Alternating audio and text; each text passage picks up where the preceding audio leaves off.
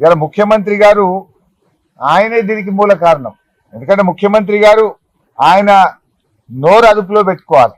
ఆయన మాట్లాడే భాష బజారు భాష, రెచ్చగొట్టే విధంగా ముఖ్యమంత్రి గారే మాట్లాడతారు. పేగులు తీసి మెడలు వేసుకుంటా, లాగులలో తొండలు జొరగొట్టా అని పిచ్చి పిచ్చిగా ముఖ్యమంత్రిగా ఉండి రాగద్వేషాలకు అతీతంగా ప్రవర్తించాల్సిన ముఖ్యమంత్రి రెచ్చగొట్టే విధంగా మాట్లాడితే డెఫినెట్ గా కింద మీ కార్యకర్తలు కూడా అట్లనే చేస్తారు కదా. ఇప్పుడు ఇదే గాంధీ అయినా దానం నాగేందర్ బీఆర్ఎస్ లో పనిచేసిండ్రు.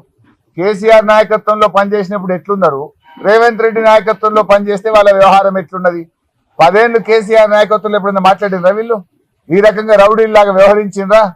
ఇవాళ ఎందుకంటే యథా రాజా తదా ప్రజ అన్నట్టు రేవంత్ రెడ్డి భాష, రేవంత్ రెడ్డి విధానం వల్ల ఇవాళ వాళ్ళ నాయకులు కూడా అట్లే మాట్లాడుతున్నారు. ఇవాళ వాళ్ళ మంత్రి కూడా మాట్లాడిండు, కోమటిరెడ్డి వెంకటరెడ్డి. బీఆర్ఎస్ వాళ్ళు ఎక్కడైనా విమర్శిస్తున్నట్టు వాళ్ళని కొట్టండి అని